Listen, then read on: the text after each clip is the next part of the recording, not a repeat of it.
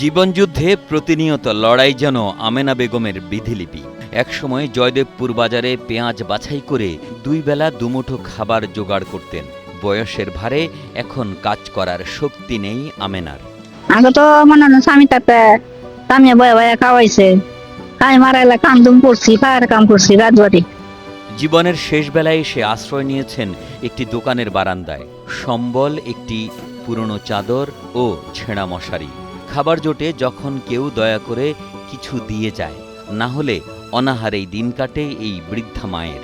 স্বামী মহিলা এলাকা আমাকে হইলে পরে আমি গাজীপুর আয়া কাম ধরেছি, বাসাবাড়ি কাজ করছি, ফায়ার কাম করছি, খাইছি।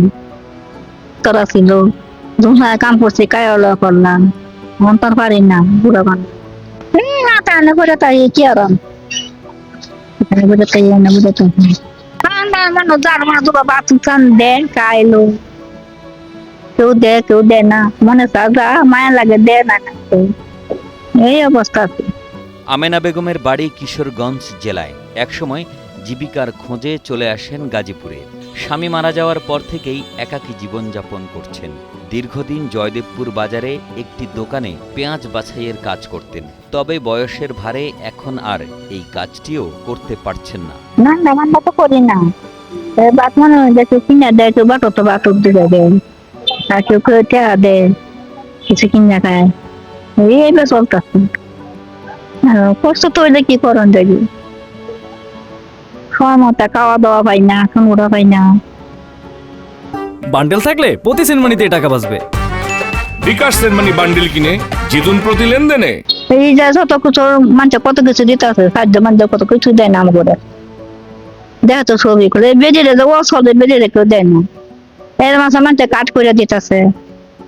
বয়সের হিসাবে শতকের ঘর পার করেছেন, এখন শরীর চলে না।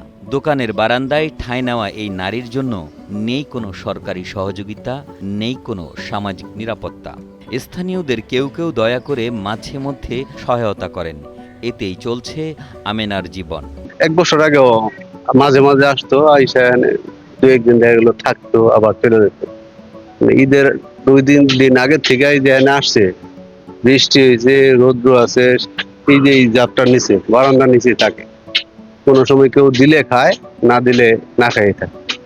খাওয়ার দাওয়ার ওই রকম কোনো চাহিদা ওনার নাই, চলতে পারে না। রৌদ্র থাকলে বাইরে বাইরে নেনে থাকে, যদি রৌদ্র না থাকে দিন ভালো হইলে বাইরে বাইরে হয়, যদি কেউ কিছু দেয় খায়, না হইলে না খায়। কোনো আত্মীয় স্বজন বা কেউ এখানে আসেও না, দেখেও না। যদি মারাও যায়, কই থাকবো, কে নিব, কোনো ঠিকানা নাই।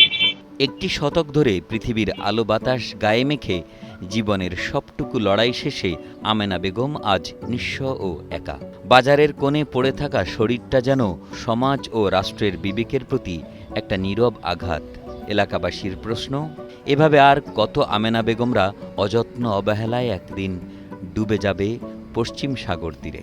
গাজীপুর থেকে হাসিব খানের পাঠানো তথ্যচিত্রে ডেস্ক রিপোর্ট, একে আজাদ, কালের কণ্ঠ।